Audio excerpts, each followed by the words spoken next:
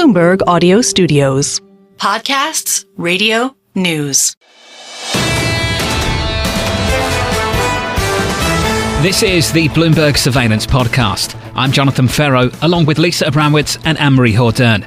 Join us each day for insight from the best in markets, economics and geopolitics. From our global headquarters in New York City, we are live on Bloomberg Television weekday mornings from 6 to 9 a.m. Eastern. Subscribe to the podcast on Apple, Spotify or anywhere else you listen. And as always, on the Bloomberg Terminal and the Bloomberg Business app. Wei Li of BlackRock writing the following: we still see tariffs causing further contractions in quarterly activity, but the cumulative impact may be more limited. We stay risk on. Wei joins us now for more. Wei, good morning. Good morning. Can I pick up on that line? The cumulative impact. How are you measuring that? Well, there are two potential templates that we can mirror what's happening right now. One is COVID, the pandemic. You switch off and you switch on. But in your case, you're saying that you can switch off again and switch on again, but we're talking about kind of being able to switch it back on quite quickly. The other template is Brexit, where you have multiple kind of years of cumulative scarring, where you have the economy below trend even today. So right now, given how quickly we have seen walk back, maybe the COVID type of template is appropriate in terms of structural scarring, but we're already seeing some sort of contraction, and I think technical contraction in the future is not off the cards, it's not off the table, but chances have been lessened because of the immutable law seemingly at work to guide the destination of where we end up. When you say we stay risk on, what does that mean in today's market? It means positive on U.S. equities and corporates in terms of credit over U.S. government bonds. I think what we have seen so far this year, especially this week, is that greater uncertainty doesn't mean greater certainty of a bad outcome. People make false equivalence between the two, but there's a huge difference. So when we talk about kind of U.S. debt arithmetics, when we talk about supply chain dependency, this will govern how quickly decoupling can happen, if at all, which is why we were able to stay risk on despite elevated uncertainty in terms of policy making. I would also say, we talk about U.S. equities recovering year to date. U.S. equities more than recovering the drawdown since April the 2nd, but U.S. government bonds haven't. Term premium went from 35 basis points on April 2nd to 70 basis points. Dollar hasn't recovered fully. So there is something more exceptional about U.S. equities and U.S. corporates, and this is what we are focused on in terms of our risk-on strategy. This is something a number of people have put up, have talked about, the fact that U.S. exceptionalism still lies with U.S. big tech, and it still lies with some of the mega trends as you've put them out there. It doesn't lie necessarily with the dollar and U.S. assets per se, just by virtue of the U.S.'s position in the world. I want to stick with tech. This has been a bet of yours and the sort of structural theme. Just on a tactical level, has the rally already taken back all of the bullishness that you feel? And for now, it feels like maybe it's going to take a breather, even with some of these deals going on in the Middle East? Well, tech has taken the brunt of market correction since beginning of the year. We think that there is more to go. If you look at their guidance, they have all committed to their previous capex spend, if not increasing.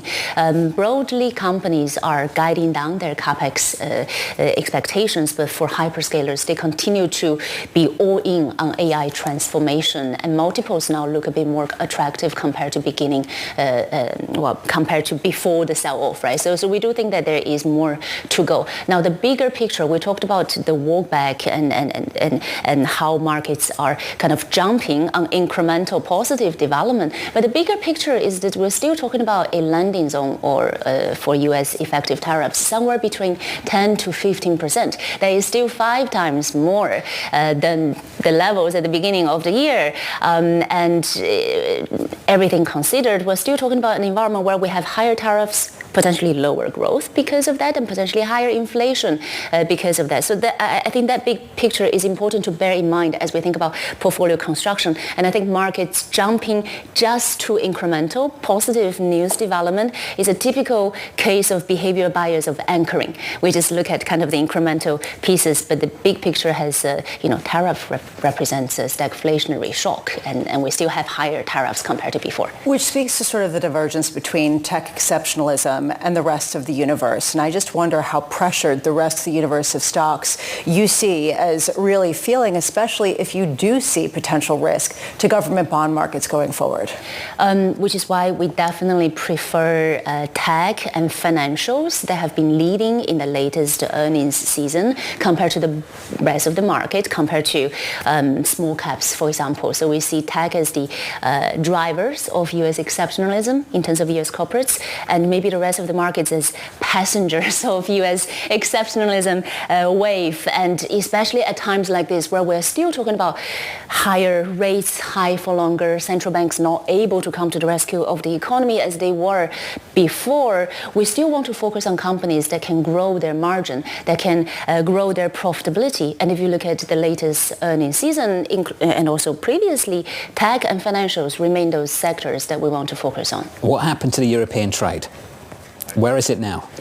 Well, we closed the European underweight to lean into the European trade, but we're just neutral, not positive. What's holding you back still? What's holding us back? Well, what we have seen so far, if you look at the rally back from the lows post April 2nd, is that the outperformance of Europe over US has stopped. US started catching up now. And if you look at the hoops that Musk has to jump through to get confirmed, there remains risks around implementation of all these ambitious policies and reform targets. So we do want to see more kind of clarity around the ambitious targets for us to be positive across the board. But we have liked European financials for a long time. They have been outperforming. We also see opportunities in defense as a sector, given the future spend and lack of capacity in that space. So being selective on European equities, definitely seeing a lot more opportunities compared to the beginning of the year, but the market has come a long way. So I think one thing that we have seen so far is reversal strategy as a near-term way of navigating market volatility has worked, and right now reversal strategy seems to support US. There's this reason why people are sort of saying pause to Europe. Just want to finish up with China. Do you think that there is more to go there, given the fact that seems like there isn't a full-scale decoupling, and it does appear to be supported by some fiscal as well? Well, we're also selective in China. We're neutral more broadly across the Chinese equity market, but we like technology in China because of the innovation potential, as well as China tech potentially going a bit more globally. And we also like financials in China because of the national team's support, as well as funds closing their underweight. But the reaction of Chinese markets to the latest development has been somewhat mixed, because the more we see kind of progress on the trade front, the less likelihood there is for more support on the policy side to come through. So now there is definitely a positive momentum in that previously people are talking about maybe 3 handle for Chinese growth this year because of the tariffs implication, but now people are very quickly upgrading their forecast for Chinese growth this year. So selectively opportunistic and positive on Chinese equities is our near-term tactical view. But over the longer-term structural constraints around kind of aging population,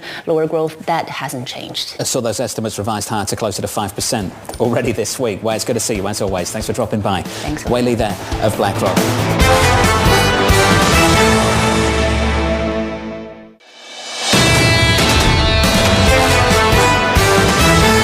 Jens Nordvig of Exante Data has been bearish on the dollar for months and writes the following: "It's likely that we're at a multi-year turning point. I think the dollar should be moving substantially." Jens joins us now for more. Jens, good to see you, sir. Good morning. It's been too long. Thanks for dropping by. We've got some time to work through this.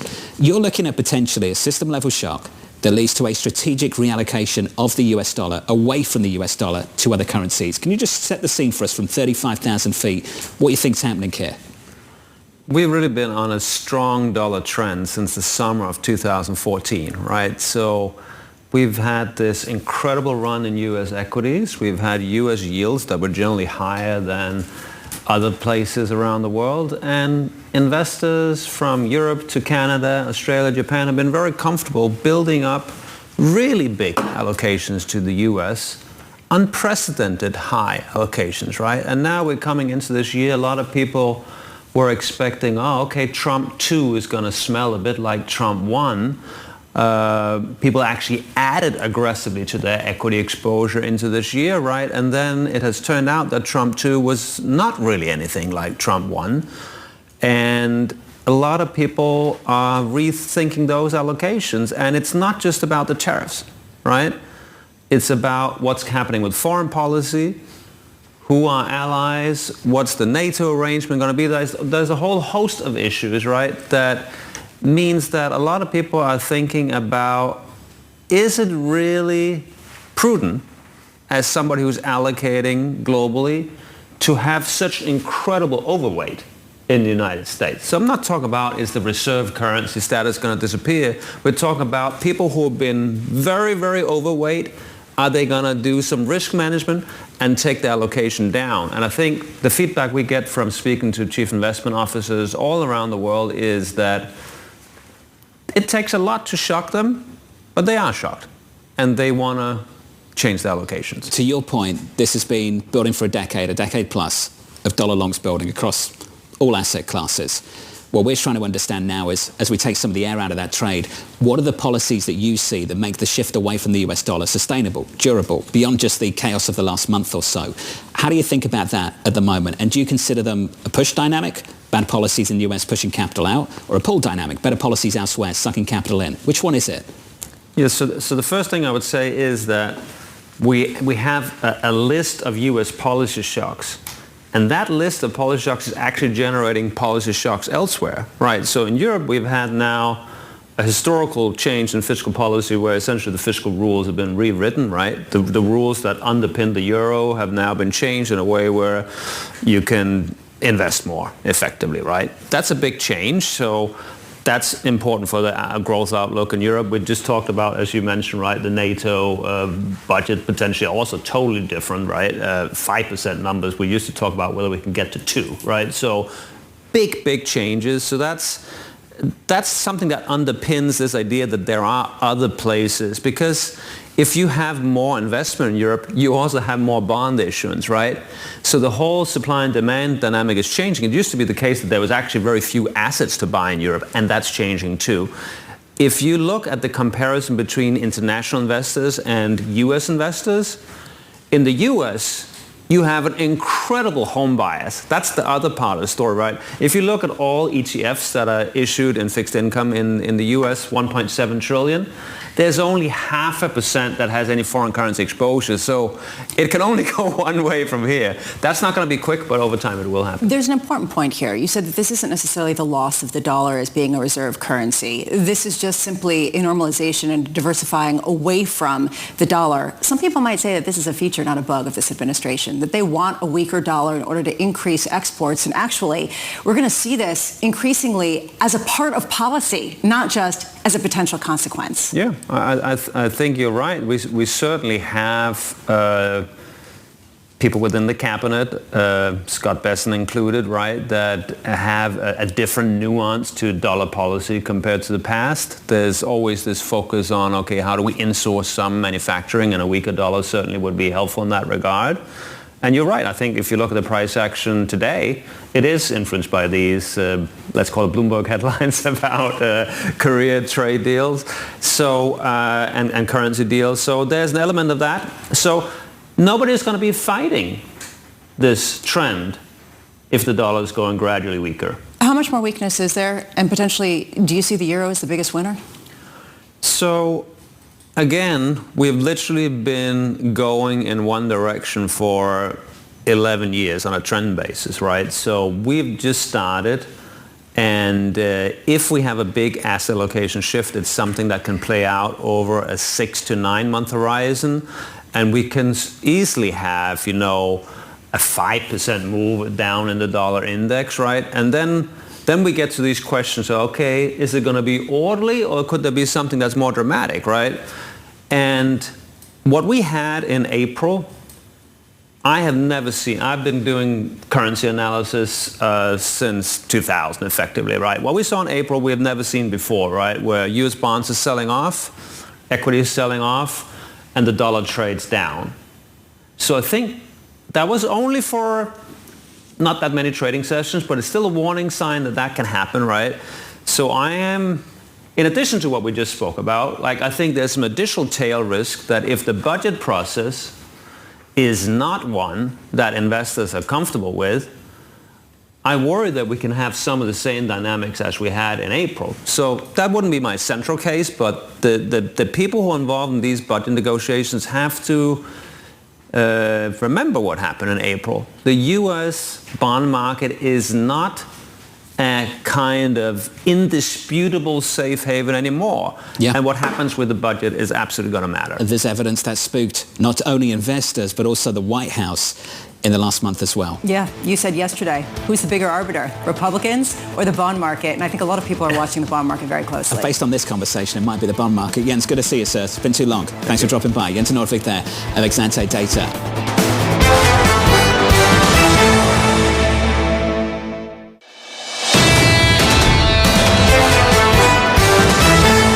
Retail earnings ramping up with Walmart reporting on Thursday, offering another read on the US consumer. The team at Bank of America writing the following: spending momentum remains, though it's moderating. Consumers appear to be pulling back, particularly on bigger ticket discretionary services like airline tickets and lodging. Holly O'Neill is the president of retail banking at Bank of America. I'm pleased to say she joins us now. Holly, welcome back to the program. I want to talk a little bit about the consumer and then we can get to what you're doing operationally. But let's start with the consumer if we can. What are you noticing and how is that different to what we've seen previously over the past few years? Well, the consumer appears to be continuing to spend. They're very healthy. And you had the headline. They spent in April at a rate of about 1%, and that's our credit and debit data. And that was just slightly cooler than they spent in March at 1.1% growth year over year. So they have momentum, but it's moderating a little bit. And I think the driver of that is that they're supported by continued wage growth. So we saw good wage growth in April, both in higher income and lower income, though it is moderating a little bit. So that theme is still healthy, but moderating. Holly, I'm pleased you broke up the income groups because we sit on that just for a beat. The low income group have been squeezed for a while. We've seen that in data repeatedly throughout this cycle coming out of the pandemic. Do you see any stress going up to the upper income cohorts? No, so the lower income household wage growth, just to give you the numbers, picked up by about 1.5% in April, and that was stronger than March. So March was 1.4%. So that wage growth in the lower income cohort increased a little bit. And I think that wage growth is continuing to support the consumer and the consumer spending. When you get deeper into the data, some of the credit data as an example, the lower income households are continuing to hold up. Overall, we've seen 30-day delinquencies come down a tad. So I think that consumer still is showing signs of good health. This really raises a question, Holly, about how much we can really count on some of the soft data, which indicated an incredible amount of nervousness and pessimism among consumers in the United States during the month of April, in particular after April 2nd. Are you saying you're just not seeing it? That frankly, people can go out and gripe about how concerned they are about the future of the world, but then they go out in a spending spree? We're not seeing it. And I think we often talk internally about, you have to separate what consumers are saying versus what they're doing, what we're seeing in our data. And that data is telling us that they're continuing to spend, although it is moderating.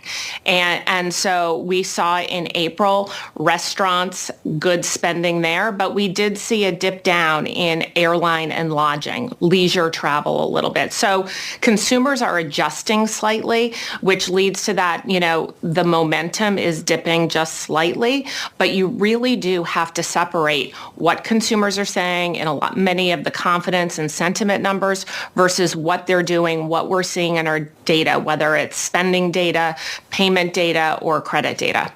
Holly, I want to congratulate you. You have basically just received a pretty big promotion. You're running much more of the consumer bank, and you come at a time when there's a real question around how different the scenario is in different parts of the United States, how it's not a monolithic story at all, and how different regions are feeling very different realities depending on what their local economies really depend on. How different is the scenario that you're looking at in the United States right now, depending on which region you're in? So we obviously have across the country footprint. We have 3,700 financial centers in all of these local communities. So, our goal is to really deliver for our consumer clients, approximately 70 million of them, uniquely to what their situation is, whether that's geographic or that's individual. So, we are there to adjust and course correct based on what our clients are telling us and based on what they need. Holly, how are the interactions changing between customers? How different are they now? And how does that change what you need out of your physical footprint?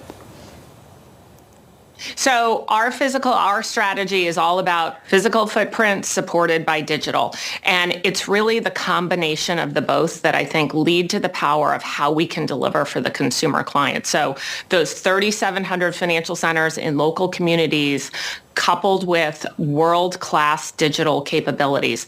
Those digital capabilities continue to grow, they continue to advance, and consumers love them. At the same time, it does not substitute for face-to-face interaction that we get in our financial centers when a consumer client really wants advice and guidance in their financial position. So it's the combination of the two that I think really deliver the power for our consumer clients. Holly, how much have you been able to expand the physical footprint, in part because of the turmoil that happened? It feels like 10 years ago, but not that long ago, I guess March 2023, in terms of some of the regional banking turmoil. How much of this has just accelerated since then as you look to take market share? So we continue to expand into new markets. We continue to build new financial centers in communities where we need them.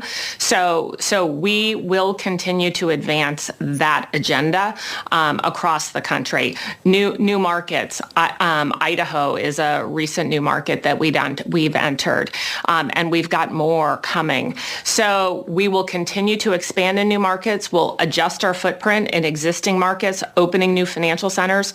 Over the last decade, we've opened roughly more than 200 financial centers. And as we look forward, we expect to continue to open 150 more over the next 2 to 3 years. Holly, I was dead wrong about all this. I thought as we change these interactions, we'd end up with a smaller footprint, that it would give banks a reason to cut costs and reduce their physical footprint. Holly, why is that not happening? And is there space for that to happen in the future? Yeah, no, you're not wrong. It has happened. If you look over the last decade, we started with 6,000 financial centers. We are down to 3,700. That may tick down slightly overall as we do things like consolidate, close 2 financial centers in a local community and open 1 new financial center. So you will continue to see at the margins some reductions, but that physical footprint, that engagement with our clients in their local community is incredibly important as a complement to the digital reach that we have with our clients. Holly, appreciate the clarity. As always, it's good to catch up. Holly O'Neill there of Bank of America.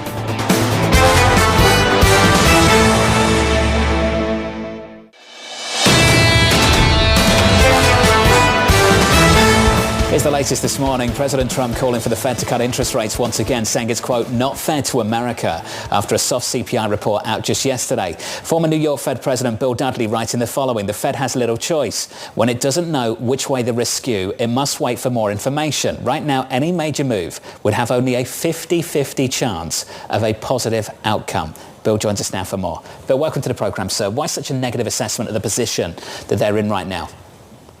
Because they don't know where the tariffs are going to land, number one. And two, they don't know what the effects of the tariffs are going to be on growth versus inflation.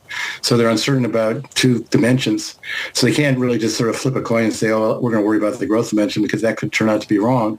So they have to sit and wait for more information. I mean, if you were driving a car in a thunderstorm, you wouldn't just put the car on autopilot and hope that you would get through it safely. So you pull to the side of the road until the weather cleared up. And that's what the Fed has to do. The Fed is going to be criticized for waiting.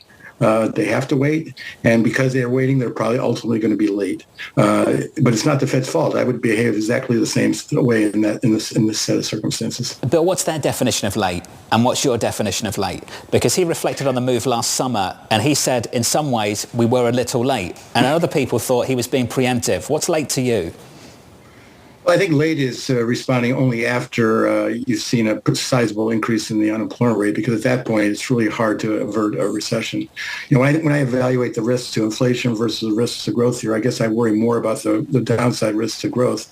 But the Fed can't put all their marbles on that side of the equation, because inflation's been running above the Fed's target for 5 years, and if they're wrong and inflation expectations get unanchored, then it's a really difficult problem getting inflation back down. So I think they have to wait. Because they wait, because they'll be forced to wait, they'll probably be late. Trump will blame the Fed for being late. But the reality is Trump created the conditions that forces the Fed to have to wait. Bill, I'm just curious, going forward, how much you see the Fed unwilling to move, even if the unemployment rate rises by 0.5 percentage point, which is sort of the trigger that a lot of people are looking at, if you do see those inflationary pressures coming back? Well, I think if the unemployment rate rose by, above 4.5%, that would change the Fed's calculus. They would be much more worried about the self-reinforcing deterioration in the labor market leading to a full-blown recession. So I think the unemployment rate is really the single most important indicator. If it stays around where it is today, Fed's going to just sit and wait. If the unemployment rate starts rising quickly, then the Federal Reserve will start to respond. But I think it's going to take some time. I mean, the hard data on the economy shows that the economy is still just fine. I mean, the first quarter GDP report was very misleading, because it was mainly the fact that they couldn't count inventories properly to match up with the big surge in imports. Bill, if you were still on the Fed, and you have been on the Fed through crises and through really difficult times where the market was moving faster than the underlying economy, what data would you look at to get a real read on what was going on in the United States? Well, I think some of the banks have actually pretty good real-time data in terms of what's happening in sort of credit cards, and they're not seeing much of a slowdown at this point. Initial unemployment claims, it gives you a pretty high-frequency look at what's happening to the labor market. That doesn't show any deterioration yet of note. So I think you're looking at things that at the margin that suggests that weaknesses are starting to accumulate. Now, what's interesting is the tariffs are actually starting to bring in revenue. So fiscal policy right now is actually starting to become tighter. And I'd also look at low-income households, because I think that's where the squeeze is going to be the most significant. So if you start to see delinquency rates on subprime auto loans really start to head up, I mean, they're already high. If they start to head up even more substantially, that would be also a sign of a growing strain on the growth side. Bill, at some point the Fed will have to update their numbers. On March 19th, they put out these forecasts: GDP at 1.7% for 2025, PCE at 2.8, unemployment at 4.4. On June 18th, they'll have to deliver an update. When we get that update, Bill, what do you think it will look like relative to March? I think they'll show somewhat slower growth to reflect the fact that tariffs have gone up more than they anticipated, and somewhat higher inflation to reflect the same consequence. So I think it'll be even a more pessimistic forecast, in the sense that the Fed will be missing both of its dual mandate objectives by a bigger magnitude. But they still won't have clarity on what's happening to tariffs and the impact of tariffs on the economy. And so I think it's going to take a while for that to be realized. And only then will the Fed be able to act. One missing piece: slower growth, somewhat higher inflation. What does the median dot do, Bill? Because I think that implies what their reaction function is, how they'd respond to that kind of data mix. Do you think it changes? I think that you can make the case that the Fed starts to cut rates in September, and maybe we could still get 3 rate cuts this year, which would be consistent with the March summary of economic projections. But yeah, obviously, as time passes and the Fed doesn't act, the likelihood is the median number of rate cuts starts to come down, just because there's fewer meetings left. Bill, appreciate your time, as always, sir, and enjoy your pieces on Bloomberg.com. On Bloomberg Opinion, the former New York Fed President, Bill Dudley there. This is the Bloomberg Surveillance Podcast, bringing you the best in markets, economics and geopolitics. You can watch the show live on Bloomberg TV weekday mornings from 6 a.m. to 9 a.m. Eastern. Subscribe to the podcast on Apple, Spotify or anywhere else you listen. And as always, on the Bloomberg Terminal and the Bloomberg Business app.